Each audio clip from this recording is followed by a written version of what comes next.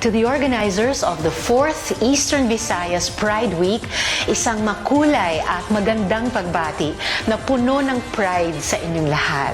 Isang trivia, ang pinakaunang anti-discrimination bill ay final ni dating Akbayan Party List Representative Eta Rosales. We've been championing anti-discrimination in the House ever since, including the time that I was the Akbayan Party List Representative.